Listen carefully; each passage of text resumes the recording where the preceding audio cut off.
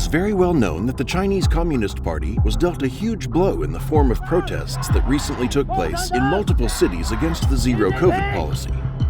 After 3 long years of lockdowns, the people of China were very close to their breaking point. But when a fire in Xinjiang broke out and the rescue workers could not reach the building in time, the people lost their collective minds and went out on the streets to protest. These protests were mostly peaceful, although in some places the COVID workers and the police clashed with the citizens and violence ensued.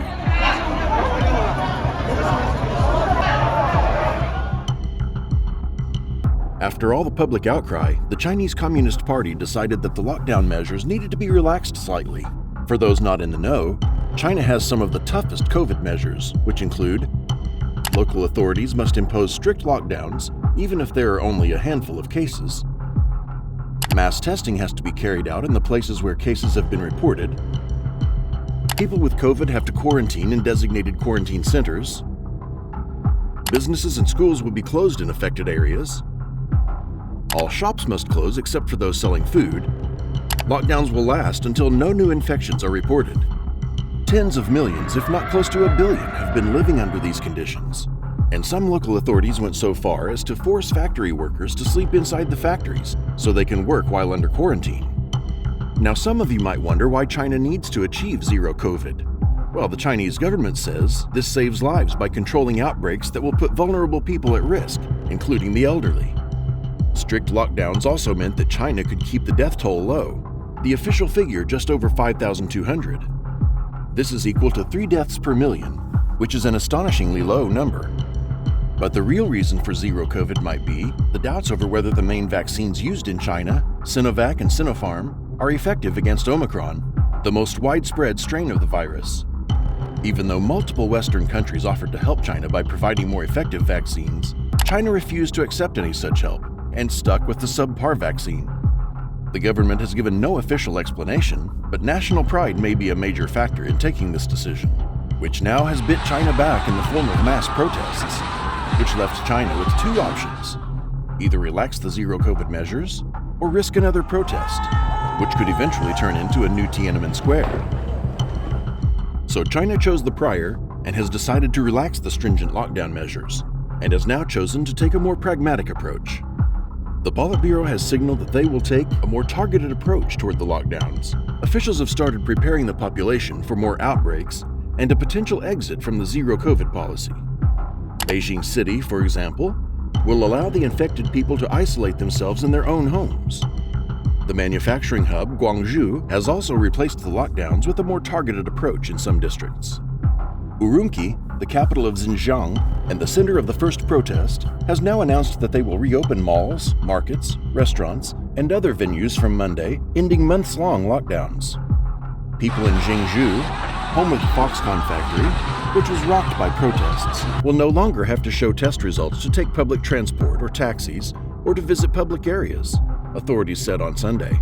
Karaoke bars, beauty salons, internet cafes, and other indoor venues can reopen, but must check customers for a negative 48-hour test result.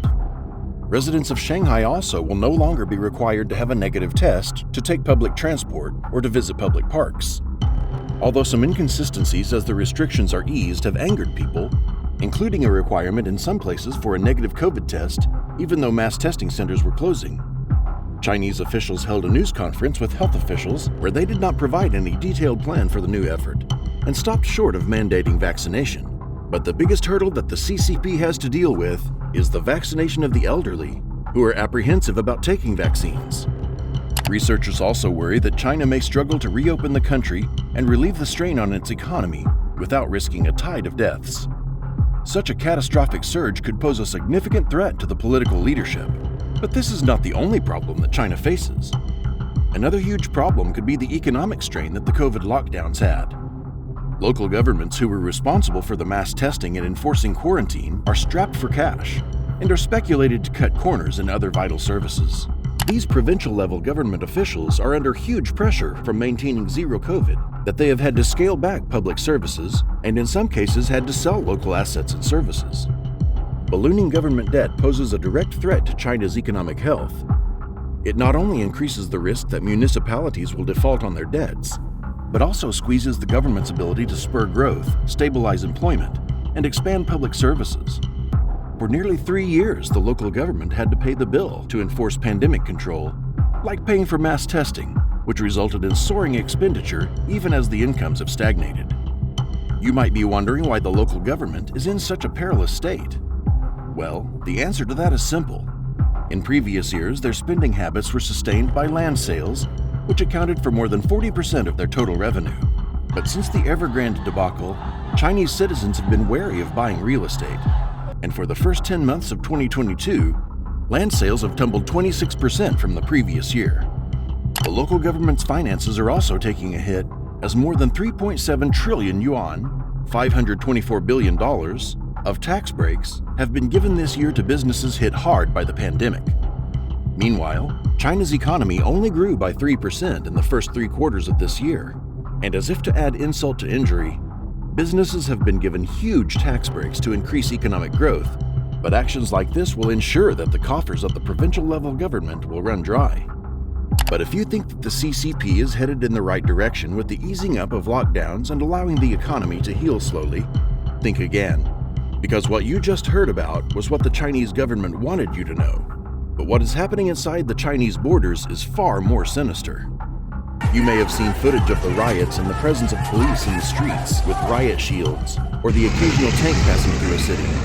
But what you haven't seen is the aftermath of the protests. Edward Lawrence, a journalist at the BBC, was arrested by police in Shanghai at the scene of protests on Sunday night, according to the BBC, and as captured on what appears to be mobile phone footage of the arrest.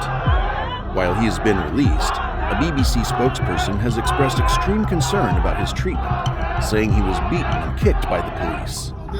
People are now being arrested left and right. If you were part of the protest, near it, or just have photos or videos of it, the police will arrest you. There has been footage of police officers breaking into people's homes and beating them up for taking part in the protests. Not just that the college students who took part in the demonstrations have gotten threatening messages from either their college, universities, or the police stating their phones are being monitored, or all the texts that they have sent, received, or even deleted are being monitored.